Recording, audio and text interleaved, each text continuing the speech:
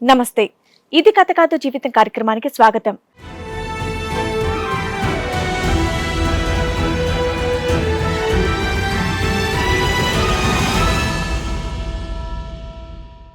మొదటి భర్త వల్ల సుఖం లేదని రెండో పెళ్లి చేసుకుంటే అతనికి మించి ఉన్నాడు అని అంటోంది సునీత. తనకి తన పిల్లలకి న్యాయం చేయమని చెప్పి కోరుకుంటోంది. తాగడం నుండి స్టార్టింగ్ ఇంకా ఇంట్లో ఏమీ తెచ్చిచ్చేవాడు కాదు. ఏమన్నా అంటే నన్ను కొట్టడం, పిల్లలు ఏదన్నా అడిగితే నా పిల్లలు కాదు అనడం, ఆ తేడా చూపిస్తున్నాడు. అంటే ఏం చేస్తున్నాడు పిల్లల్ని? తను తాగే దగ్గరికి పిల్లల్ని అబ్బాయిని తీసుకెళ్ళడం. మరి నువ్వెందుకు వెళ్తున్నావు నాన్న? నాన్న కదా అని వెళ్తున్నామ్మా.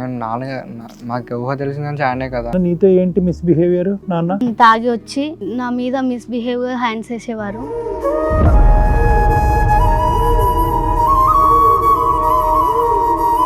ఒంటరిగా ఉండనివ్వట్లేను, ఒంటరిగా వదిలిపోయింటాను. కాదమ్మా, అసలు అట్లాంటి ఒక డౌట్ డాడీ టచ్ చేయని ప్లేసుల్లో టచ్ చేస్తున్నాడమ్మా అన్నప్పుడు అసలు అట్లాంటివి అదవని బయటకు తోసేయాలి కదా తల్లి. నువ్వు ఏంటి పిల్లని కాపాడేది? మేము అసలు వాడు వీడని నేను ఎవరిని అనను. ఇట్లాంటి క్యారెక్టర్ దాకా వస్తే నాకు చాలా కోపం వస్తుంది.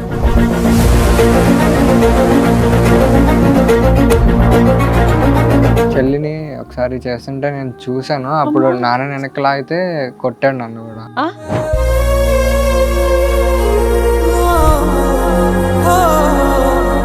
ఆమెను తీసుకెళ్లి సెంట్రల్ నిలబెట్టి మందు ఉంటే అక్కడ వదిలేస్తున్నాను, వెళ్ళిపోతున్నానండి. రోడ్డు మీద భార్యను వదిలేసి మందు కోసం వెళ్తావా? తాగొచ్చి అమ్మని కొడతా ఉంటాడు రోజు. చెల్లిని కూడా అలా చేస్తారు, నన్ను కొడతారు తిరగబడితే.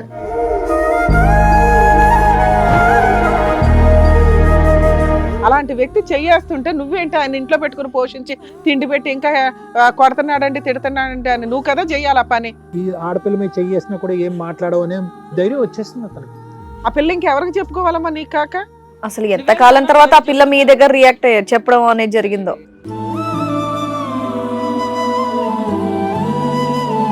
ఇంకా ఎంత నరకం చూపెట్టిందో చూసిందో మీ అమ్మ మీకు ఇంకా చెప్పలేదు. పిల్లలు బహుశా ఎదుర్కొంటూ ఉండటానికి చెప్పలేక ఆవిడ లోపల లోపల దిగమింకుంటుంది. కానీ మా ముందే చాలా చేశారండి అమ్మని అసభ్యంగా. చాలా మా ముందే చేసేవారు.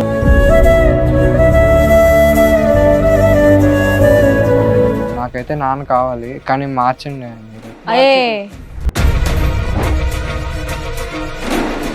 నమస్తే. ఇది కథ కాదు జీవితం కార్యక్రమానికి స్వాగతం. ఈ కార్యక్రమంలో మనతో పాటు ఉన్నారు ప్రముఖ హైకోర్టు అడ్వకేట్ రమ్యాకుల గారు. నమస్తే మేడం. నమస్తే అండి. ప్రముఖ సైకియాట్రిస్ట్ డాక్టర్ కళ్యాణ్ చక్రవర్తి గారు. నమస్తే సార్. సునీత గారు ఇక్కడ సమస్యతో రావడం అనేది జరిగింది. తనకి ఎలాంటి సమస్య వచ్చింది, ఎలాంటి న్యాయం కావాలని కోరుకుంటుందో అడిగి తెలుసుకుందాం. నమస్తే అండి సునీత గారు. నమస్తే. ఎక్కడి నుంచి వస్తున్నారండి?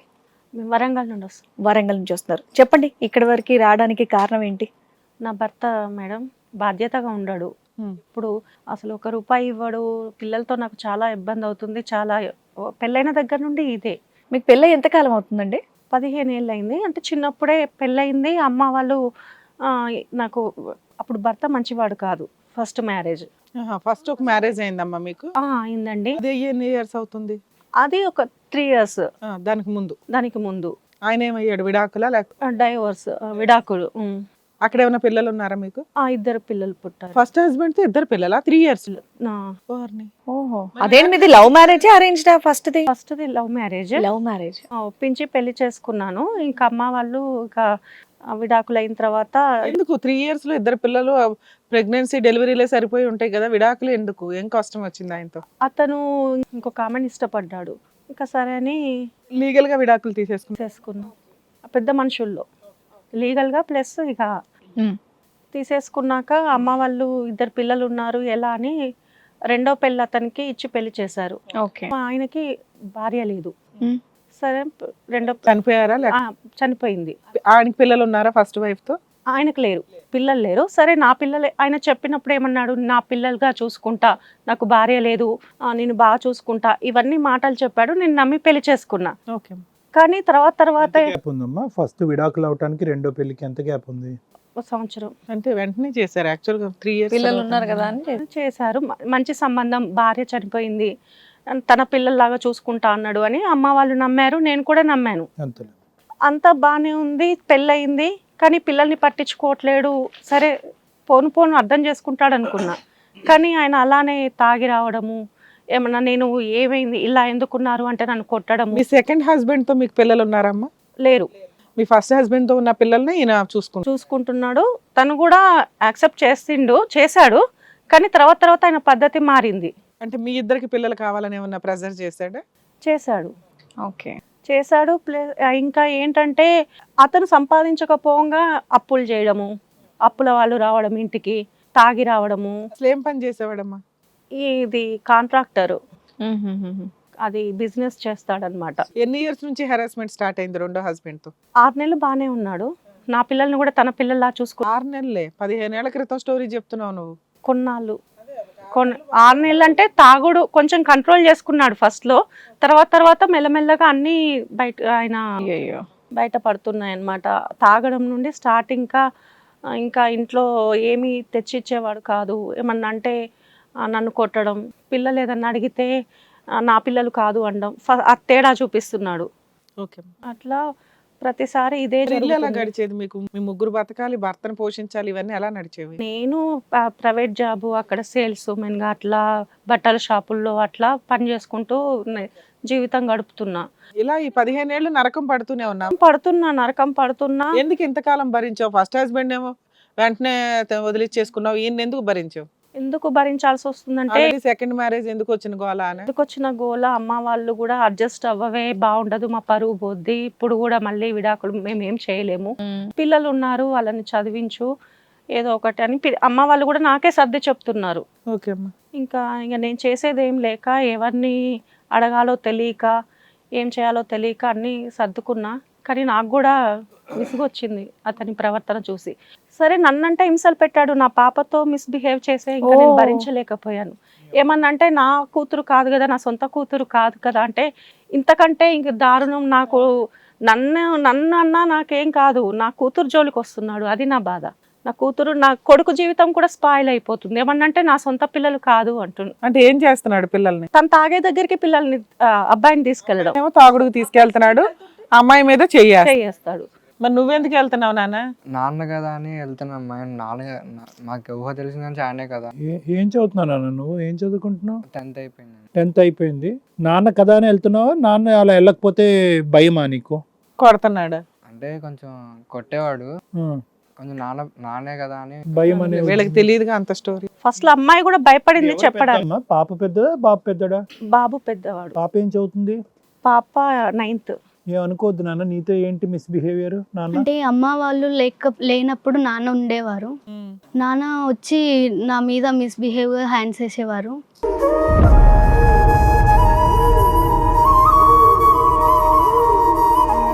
తాగుంటాడమ్మా? తాగి వచ్చి అలాగే నాన్న ఎంతైనా నాన్న మంచివాడే అనుకున్నాను, కానీ ఇలా వచ్చి మిస్బిహేవ్ చేస్తే భయం వేస్తుంది.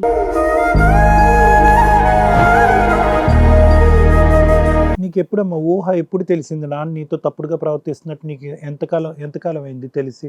1 year. 1 year. వెంటనే వచ్చి అమ్మకి చెప్పావా? చెప్పాను. ఒంటరిగా ఉండనివ్వట్లేను, ఒంటరిగా వదిలిపోయింటాను. కాదమ్మా, అసలు అట్లాంటి ఒక డౌట్ డాడీ టచ్ చేయని ప్లేసుల్లో టచ్ చేస్తున్నాడమ్మా అన్నప్పుడు అసలు అట్లాంటివి అదవని బయటకు తోసేయాలి కదా తల్లి. నువ్వు ఏంటి పిల్లని కాపాడేది? నీ వరకు అడ్జస్ట్ అయ్యో బానే ఉంది, పిల్ల దగ్గరకు మేము అసలు వచ్చినప్పుడు వాడు వీడని నేను ఎవరిని అనను. ఇట్లాంటి క్యారెక్టర్ దాకా వస్తే నాకు చాలా కోపం వస్తుంది. పసిపిల్ల, ఆ పిల్లని పట్టుకొని తండ్రి వరస అంటే తండ్రి ఒక రకంగా, అలాంటి వ్యక్తి చెయ్యేస్తుంటే నువ్వేంటి ఆయన ఇంట్లో పెట్టుకుని పోషించి తిండి పెట్టి ఇంకా కొడుతున్నాడండి తిడుతున్నాడండి అని నువ్వు కదా చెయ్యాలి ఆ పని. తోసిపడేసి అట్లా తీసుకెళ్లి పోలీస్ స్టేషన్ లో కంప్లైంట్ ఇస్తే పోస్కో యాక్ట్ లోపల ఉంటాడు. అర్థమవుతుందా? శ్రీవాణి గారు ఒక మంచి పాయింట్ చెప్పారు. ఇప్పుడు వరకు భరించడం అనేది ఒక ఎత్తు, పిల్లల వరకు వస్తే ఆగడమా? ఇంత దారుణమా? అంటే ఏంటమ్మా ఇది? నీ అవసరం ఏంటి ఇప్పుడు? ఏంటి నీ అవసరం? 1 year నుంచి ఏంటి? పిల్ల దాకా వచ్చింది వ్యవహారం. నాకు బయట నేను సెక్యూరిటీ భర్త ఉండాలి కదా అని. అరే నీకు ఇంట్లోనే సెక్యూరిటీ లేదు, ఇంకా బయట సొసైటీతో బాగానే ఉండొచ్చు తల్లి. ఎవరు విలనా అని తెలుస్తుంది. ఇక్కడ తండ్రి వరుస ఉన్నవాడితోనే విలనిజం నడుస్తుంది. మమ్మల్ని ఎలాగో పోషించట్లేదు, పోనీ ఇంట్లో ఉండి చూసుకుంటున్నాడా అది లేదు, దానికి తోడు ఇంకా భరించాల్సిన అవసరం ఏముంది? ఇక్కడ నిర్ణయం నీది కాదమ్మా, నీ పరిధి దాటిపోయింది నిర్ణయం. వయసు వచ్చినటువంటి ఆడపిల్ల, వయసు వచ్చినటువంటి అబ్బాయి ఉన్నాడు. అసలు నువ్వు అతను భర్తగా యాక్సెప్ట్ చేయటం కాదు, ఆ ఇద్దరు పిల్లలు అతను తండ్రిగా యాక్సెప్ట్ చేస్తున్నారు లేదనేది వాళ్ళ నిర్ణయం ఎప్పుడన్నా తెలుసుకునే ప్రయత్నం చేశారు మీరు? ఇష్టం లేదు పిల్లలకు కూడా, కాకపోతే నేను ఇంకా మారుతాడు. ఏం మారుతాడమ్మా? మీరు చక్కగా సెల్ఫ్ ఎంప్లాయిడ్. 15 సంవత్సరాలు బట్టి ఆ వ్యక్తిలో ఒక్క మంచి గుణం చెప్పు, ఒక సద్గుణం చెప్పు. ఇన్ని సంవత్సరాలు బట్టి సంపాదిస్తాడా, కష్టపడతాడా, తాకుండా ఉన్న రోజులు ఎన్ని ఉన్నాయి? ఆఖరికి అది ముదిరి పాకాన పడి ఈరోజు ఏమీ అనన్నటువంటి నువ్వు రేపు ఈ ఆడపిల్ల మీద చెయ్యేసినా కూడా ఏం మాట్లాడవు అనే ధైర్యం వచ్చేస్తుంది అతనికి. 1 year నుంచి నడిపిస్తున్నారు ఈ భాగవతాన్ని మీరు. ఆ పిల్ల ఇంకెవరికి చెప్పుకోవాలమ్మా? నీకు కాక నీ అవసరాలకి నీ స్వార్థానికి ఆయన ఇంట్లో ఎంటర్టైన్ చేస్తున్నావు. అసలు ఎంత కాలం తర్వాత ఆ పిల్ల మీ దగ్గర రియాక్ట్ అయ్యారు చెప్పడం అనేది జరిగిందో? చెల్లిని ఒకసారి చేస్తుంటే నేను చూసాను. అప్పుడు నాన్న వెనక్కి లాగితే కొట్టాడు నన్ను కూడా. ఇంకా అమ్మ తర్వాత వచ్చి నువ్వు రిటర్న్ ఇంకోటి లాగి పీకాల్సింది. ఏం చేస్తున్నావురా అయ్యా నువ్వు అని లాగి నువ్వు ఇంకోటి పీకాల్సింది. కొడుతున్నాడు నన్ను. నువ్వు కొట్టు, నీకు చేతులు కాళ్ళు బానే ఉన్నాయిగా. ఇలాంటి తప్పుడు పని చేసినప్పుడు ఎవడైనా పర్వాలేదు.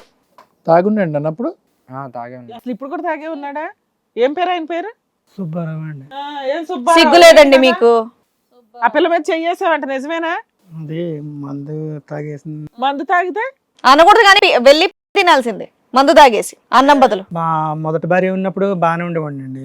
మా ఆవిడ చనిపోయిన తర్వాత డిప్రెషన్కి లోన్ అయిపోయి ఇంకా మందుకి అలవాటు పడిపోయానండి. మందుకు అలవాటు అయ్యి ఏం పనులు చేస్తున్నావు తెలియట్లేదా?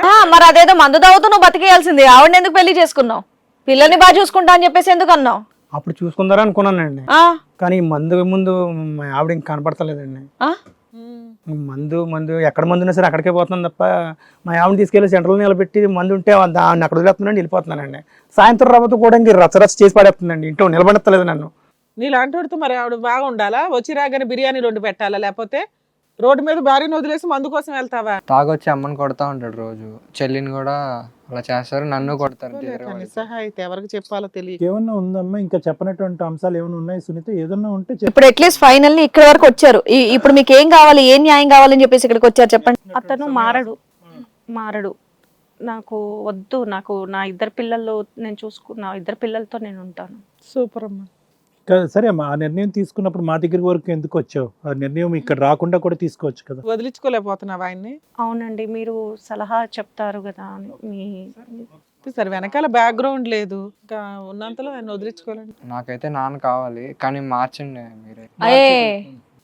చూద్దాం అన్న, ఇప్పుడు ఏం మాట్లాడాలని చూద్దాము. కాదు, ఇప్పుడు ఈ స్కూల్ ఫీజులు ఇవన్నీ ఎవరు కడుతున్నారమ్మా? ఏమ్మా సునీత? అంటే నేను మా అమ్మ వాళ్ళు అప్పుడప్పుడు అసలు ఆయన ఏమి చేయట్లేదు సార్. తాగడం, తిరగడం, వచ్చి కొట్టడం, లేకపోతే వాళ్ళ మీద చేతులు వేయడం. అమ్మ వాళ్ళని కూడా ఇంటర్ రానివ్వరు. కాదు నాన్న, నువ్వు ఎంత చూస్తున్నావు కదా, ఇంకా తండ్రి కావాలంటావేంటి? అంటే మార్చి కావాలా ఏంటి? మీ నాన్నలో ఉన్న ఒక 2 మంచి గుణాలు చెప్పు, ఎందుకు కావాలనుకుంటున్నా? మీ అమ్మ తండ్రి అని ఏం లేదు, డైలీ తాగేసి వచ్చి మా నాన్న కొట్టడం అనేది నాకు బాగా అలవాటు అయిపోయింది కాబట్టి నాన్న కావాలి. తన్నులు తినడానికా?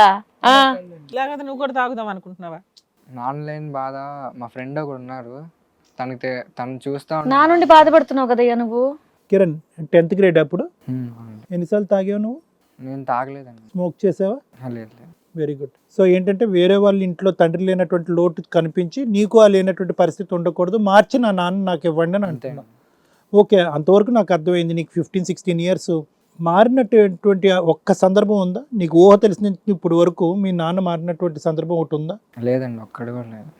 ఇగో ఎలాంటి మూర్ఖుడైనా తిండి పెట్టకపోయినా కొడుతున్నా భరించొచ్చమ్మా. మరి కన్న కూతురుతో అలాంటి బిహేవ్ చేసేటటువంటి తండ్రి కావాలని కోరుకోవడం అనేది తప్పు. మీ బ్రదరు మార్చి మా నాన్న మాకు ఇవ్వండి అని అంటున్నావు. నీకు మార్చి నాన్న కావాలా, అసలు నాన్నే వద్దా? వద్దు సార్. వద్దు. అదే నువ్వు చూసిన మీ భయంకరమైన అమ్మకి, సన్నివేశం. మీ చెల్లికి మీ నాన్న వద్దు, నీకు ఒక్కడికే కావాలి. Okay sir. మేడం, ఇక్కడ అంటే సుబ్బారావు గారు వచ్చి ఒక మాట అన్నారు. అంటే నాకు మానసికంగా బాధపడుతున్న మొదటి భార్య చనిపోయినప్పుడు నాకు తాగుడికి బానిస అయ్యాను అనేటటువంటి ఒక మాట అన్నారు. ఇక్కడ తాగుడికి బానిస అయ్యారా, లేదంటే తాగుడి బానిసత్వాన్ని బానిస అవ్వటం వల్ల నీ మొదటి భార్య భరించలేక వెళ్ళిపోయిందా, చనిపోయిందా అనేది ఇక్కడ ఇంపార్టెంట్ అంశం. ఇది చాలా కీలకమైన. ఎందుకంటే ఎలా నమ్మాలి 15 సంవత్సరాల క్రితం ఏం జరిగింది అనేది? మీరు ఇప్పుడు ఆవిడ చనిపోయినటువంటి లేనటువంటి ఆవిడని ఒక వంకగా చూపెట్టి ఆవిడ వల్ల నేను తాగుడికి బానిస అయిపోయి ఇప్పుడు ఏంటంటే మొత్తం అంతా కూడా దీన్ని ఏమంటారంటేనండి, సైకాలజీలో చాలా పెద్ద సబ్జెక్ట్ ఇది, ఎక్స్టర్నలైజేషన్ అంటూ ఉంటారు. అంటే తాగుడికి బానిస అయ్యేటటువంటి వాళ్ళు, తాగుడు అనే వ్యసనానికి బానిస అయినటువంటి వాళ్ళు ప్రధానంగా ఉపయోగించేటటువంటి బ్రహ్మాస్త్రం. ఏమండి, పలానా సంఘటన జరిగిందండి, అక్కడి నుంచి తాగుడు మొదలైందండి. ఆ అమ్మాయి మీద ఎందుకు చేసావంటే కనుక తాగేశానండి, నాకు స్పృహ తెలియలేదు. నీ భార్యని ఎక్కడయ్యా నడి రోడ్డు మీద వదిలేసావంటే కనుక తాగేశానండి, తాగుడు బానిస అని చెప్పి. అంటే ఎక్కడా కూడా ఇక ఓనర్షిప్ అనేది లేదనమాట. అంటే నా వ్యక్తిత్వంలో ఒక లోపం ఉంది, నా బుర్ర చెడిపోయింది, నా వ్యక్తిత్వంలో ఒక బలహీనత ఉంది, నేను పాపాత్ముడిని, దుర్మార్గుడిని, నన్ను నేల మీద వేసి చంపేయండి అనేటటువంటి ఆలోచన కానీ, లేదంటే నన్ను పరివర్తన చేయండి, నాలో ఒక మార్పు వచ్చేటటువంటి ఒక రాక్షసత్వం నుంచి ఒక మనిషిగా నన్ను తయారు చేయండి అనే ఆలోచన రాదు. ఎక్స్టర్నలైజేషన్. ఎందుకు ఈ మాట నేను చెప్తున్నానంటే, ఇందాక మీ అబ్బాయి ఒక మాట అన్నాడు, చాలా మంచి మాట అన్నాడు. అంటే వాడికి ఎక్కడో కూడా ఒక ఘోరంత ఆశ ఉంది. అంటే ఇప్పటికి కూడా మీ అబ్బాయి దీన్ని ఒక జబ్బులాగే చూస్తున్నాడు. అంటే జబ్బు నుంచి మా నాన్నగారిని ట్రీట్ చేస్తే కనుక ఒక మంచి వ్యక్తి నాకు తండ్రిగా వస్తాడు అనేటటువంటి ఆశ సర్వసహజంగా ఎంత క్రూరమైనటువంటి తండ్రి ఉన్నా కూడా ఆ కుటుంబంలో పిల్లలు ఆశించేటటువంటిది, భార్యలు కూడా ఆశిస్తారు. కానీ ఏంటంటే వీళ్ళు కొంత సీనియారిటీ ఉంది కదా, 15 సంవత్సరాలు బట్టి ఆ మూర్ఖత్వాన్ని చూసేటప్పటికి ఆవిడకి విసుగు వేసారిపోయి ఇప్పటికైనా దండం పెట్టి బయటకు వచ్చింది. ఇంకా ఎంత నరకం చూసిందో మీ అమ్మ మీకు ఇంకా చెప్పలేదు. పిల్లలు బహుశా ఎదుర్కొంటూ ఉండటానికి చెప్పలేక ఆవిడ లోపల దిగమింకుంటుంది. కానీ ఇంకా చాలా భయం చేశారండి అమ్మని అసభ్యంగా, చాలా మా ముందే చేసేవారు. అదే అంటే ఇప్పుడు నువ్వు కోరుకుంటున్నావు కానీ నీకు అర్థం అవ్వాల్సినటువంటి అంశం ఏంటంటే, మీ నాన్న మాట్లాడాడు, 4 మాటలు మాట్లాడాడు. ఏం మాట్లాడాడు అంటే కనుక, ఒకటిది ఎక్కడ కూడా నా తప్పు అని ఏమనలేదు, తప్పు తాగుడుది అన్నాడు. తప్పు నా మొదటి భార్య చనిపోవటం వల్ల నాకు ఏర్పడిన డిప్రెషన్ అని అన్నది. 4వ అంశం ఏమన్నాడంటే కనుక, వచ్చిన తర్వాత ఇంట్లో రాత్రిపూట వచ్చాక ఈవిడ హింస పెడతదంట. అవునండి. గుడ్డు ముందా పెట్ట ముందా అన్నట్టుంది. ఇప్పుడు అతను తాగటం వల్ల ఈవిడ హింస పెట్టిందా, లేదంటే ఈవిడ హింస పెట్టడం వల్ల అతను తాగుతున్నాడా? సో 4 అంశాల్లో ఏమంటున్నాడు, ప్రపంచం అంతా బయటే ఉంది, నా వ్యక్తిత్వం వల్ల నాకు కాదు, అదంతా కూడా బయటే అని వేసేటటువంటి తండ్రి మారుతాడా అనేది ఒక వయసు వచ్చి చదువుకున్నటువంటి అబ్బాయి నువ్వు ఆలోచించుకోవాలి.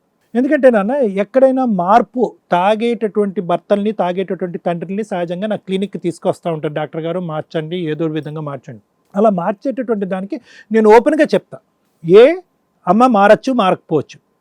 మోస్ట్ ఇంపార్టెంట్ ఏమని చెప్తానంటే రిస్క్ ఫ్యాక్టర్స్ చెప్తాను. ఇక్కడ ఇతను మారటానికి ఇంకో 2 సంవత్సరాలు పడుతుంది. ఈ లోపల మీ చెల్లి మీద ఒక అనర్థం జరగదు అనేటటువంటి దాని గ్యారంటీ ఏంటి? లేదా ఒక 6 నెలలు పట్టచ్చు. ఈ లోపల నువ్వు తాగుబోతాడు అవ్వనే గ్యారంటీ ఏంటి? కాబట్టి ఎప్పుడు కూడా మార్పు అనేటటువంటిది కోరుకునే ముందు మారటానికి ఎంత అవకాశం ఉంది అనేది చూడాలి. ఆ మారేటటువంటి ప్రక్రియలో మీరందరూ ఎంత రిస్క్లోకి వెళ్తున్నారు. దేవుడు కరుణించి ఇప్పటికి వచ్చి మీరందరూ ఇప్పుడు మా ఎదురుగుంటే హెల్తీగా మా ఎదురుగుంటే కనిపిస్తున్నారు. నువ్వు ఇప్పటికీ తాగుడు ముట్టలేదు, సిగరెట్ తాగలేదు అన్నావు, అదృష్టం. ఆ అమ్మాయి మీద ఏమీ ఒక భయంకరమైనటువంటి పరిస్థితి పడలేదు, అదృష్టం. ఈవిడ బ్రతికి బట్టకట్టి ఇక్కడ కూర్చుంది, అదృష్టం. రేపొద్దున ఇదే అదృష్టం కంటిన్యూ అవుతుందని నమ్మకం లేనప్పుడు, మా పరిధి వరకు వచ్చినప్పుడు, రాయ్య మీ నాన్న ఇక్కడ కూర్చోపెట్టి 10 రోజుల లోపల నేను మార్చేసి మీకు ఇచ్చేస్తానని చెప్పి నేను గ్యారంటీ ఇవ్వలేను. అది రిస్క్తో కూడినటువంటి అంశం. ఎందుకంటే తంతే గింతే కనుక ఎవ్వరూ కూడా మీకు ఒక సపోర్ట్ అనేటటువంటిది లేదు. వ్యవస్థ, సమాజం, పోలీస్ వ్యవస్థ ఇలాంటి వాళ్ళు ఎవరన్నా మిమ్మల్ని కాపాడాలి, మాగోటి వాళ్ళు ఇలాంటి పరిధిలో ఇలాంటి వేదికల మీద కూర్చొని కాపాడేవాళ్ళు. కానీ నా అనేటటువంటి వాళ్ళు ఎవరు లేనటువంటి ఒక పరిస్థితిలో మీరు అంత రిస్క్ తీసుకోవటం ఉందా? దీనికి ఒక గ్యారంటీ ఉందా?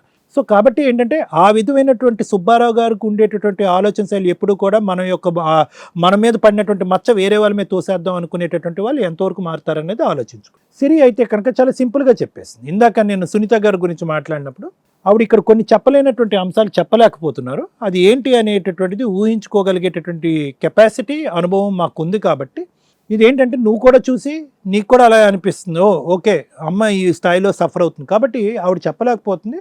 ఆవిడ ఒక బలమైన నిర్ణయంతో ఇక్కడికి వచ్చింది. ఏంటంటే కనుక నేను ఆల్రెడీ నిర్ణయం తీసేసుకున్నానండి.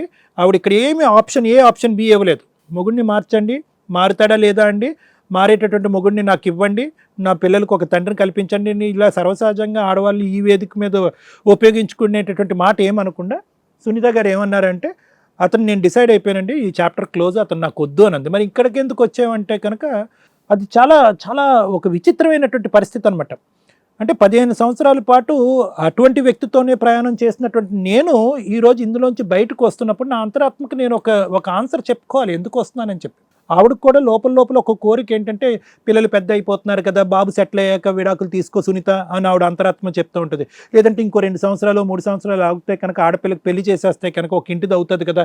ఈ విధమైనటువంటి ఆలోచన వల్ల ఏంటంటే ఆవిడ ఈరోజు విడిపోవాలి అని అనుకున్నా కూడా దాన్ని సమర్థించేటటువంటి ఒక సైన్యం కావాలి. అమ్మ కానీ నాన్న కానీ మాలాంటి పెద్దవాళ్ళు కానీ ఎవరు కావాలి. అలాంటి లేనప్పుడు అటువంటి ఆడది అంత సులువుగా, అంత ఆషామాషిగా ఒక నిర్ణయం తీసుకోలేకపోవటం వల్ల నాకు విడాకులు ఇప్పించండి అని అనట్లేదు.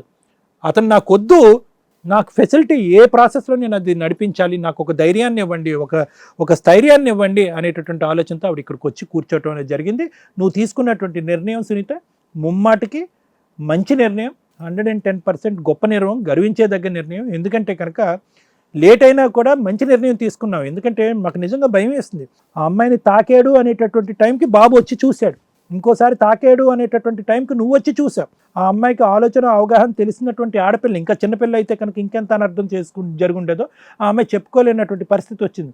సో వాస్తవానికి ఏంటంటే నువ్వు ఇంకా అదృష్టం అనే పరిధిలో ఉండగానే ఒక తెలివైనటువంటి నిర్ణయం తీసుకున్నావు అనేటటువంటి నా అభిప్రాయం.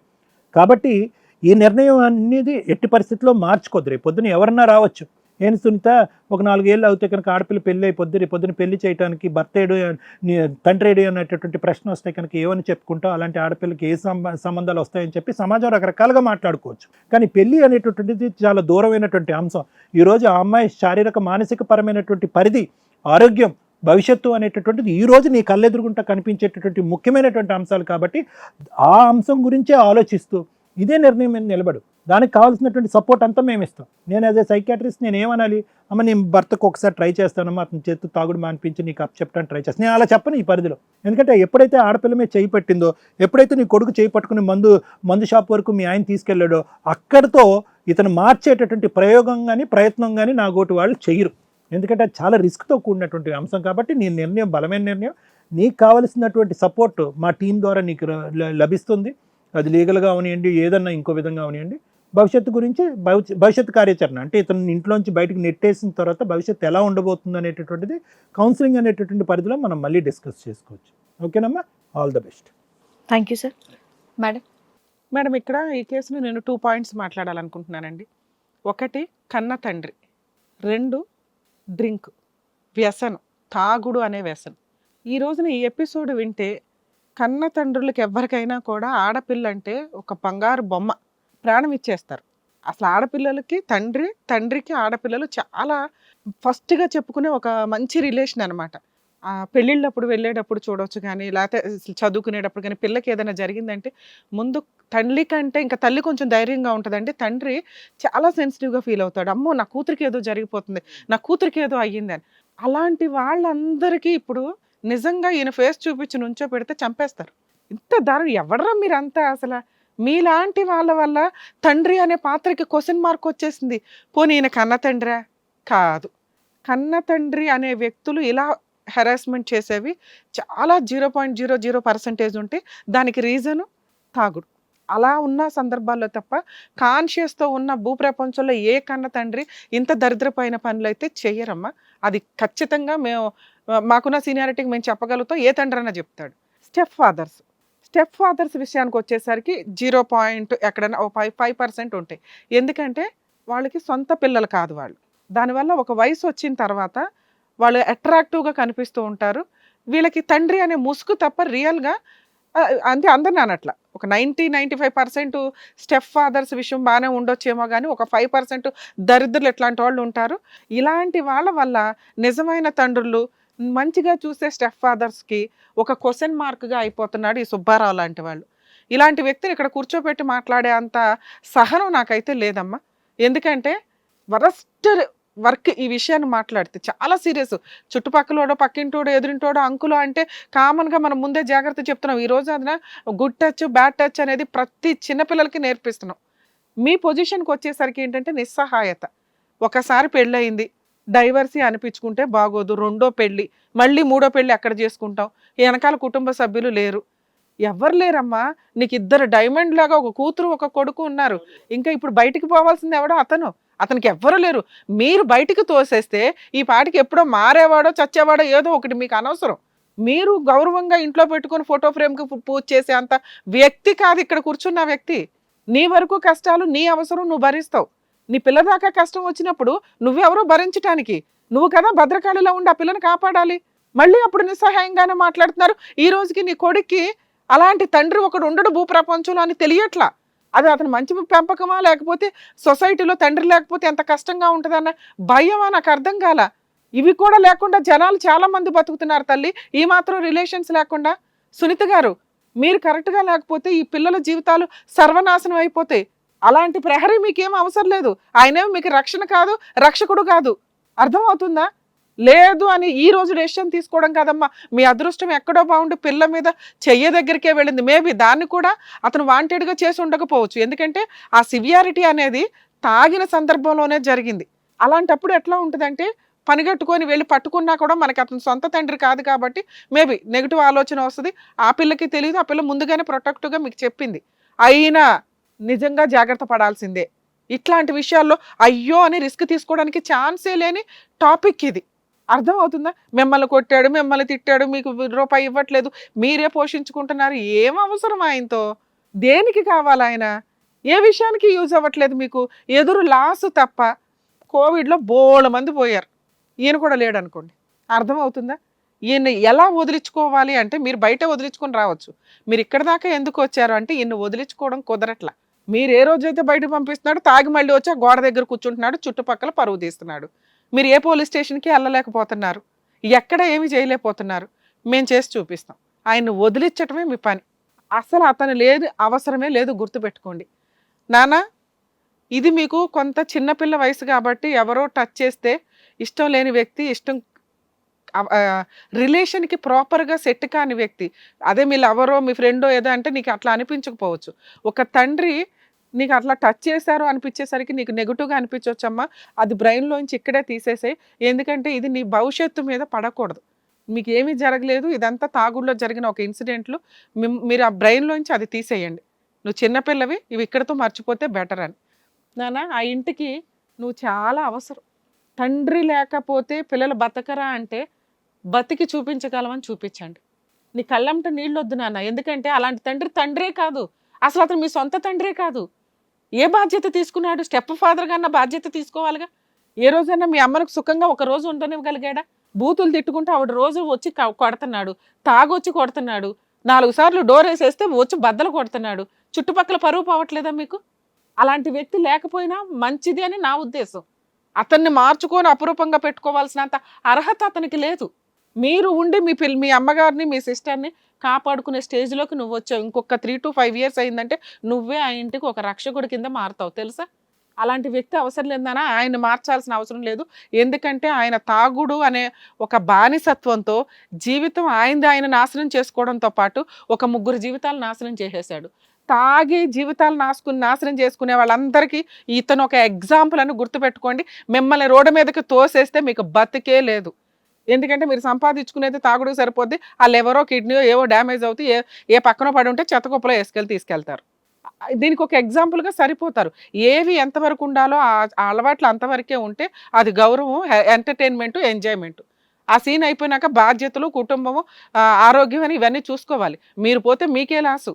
కాకపోతే ఇట్లాంటి కర్మలు ఏంటంటే అట్లాంటి వ్యక్తులు చనిపోతే కుటుంబ ఫ్యామిలీ మెంబర్స్ ఫేస్ చేయాల్సిన సిచ్యుయేషన్స్ వస్తుంది. తాగే వాళ్ళందరూ 1కి 100 సార్లు ఆలోచించుకోండి. అది మీ వరకు మీకు నాశనం అయితే పర్వాలేదు, మీ మీద ఆధారపడిన కుటుంబ సభ్యులు నాశనం అవుతున్నారు అని చెప్పి. ఇక ఈ కేసు విషయానికి వస్తే మేడం, ఇతన్ని అసలు అమ్మ మీకు మీ వెనకాల మేము ఉంటాం. మీరు యాక్చువల్గా ఇవాళ రేపు ఒకసారి పోలీస్ స్టేషన్ కంప్లైంట్ రేస్ చేయండి. పోలీస్ స్టేషన్లో మీరు కంప్లైంట్ రేస్ చేసిన తర్వాత ఇతను ఇంటికి రానివ్వరు. ఒక్కసారి అట్లా ఏదైనా ఇంటికి వస్తే మాత్రం మాకు ఫోన్ చేయండి తల్లి, మేము లీగల్గా ఎంటర్ అయ్యి పోలీసుల సపోర్ట్ తోటి ఇంకొకసారి అతన్ని రానివ్వకుండా చేస్తాం. అతని మీద ఇంకా ఏం కేసులు వద్దు, మీరు వదిలేయడమే గొప్ప పనిష్మెంట్. అది పర్ఫెక్ట్గా సరిపోద్ది.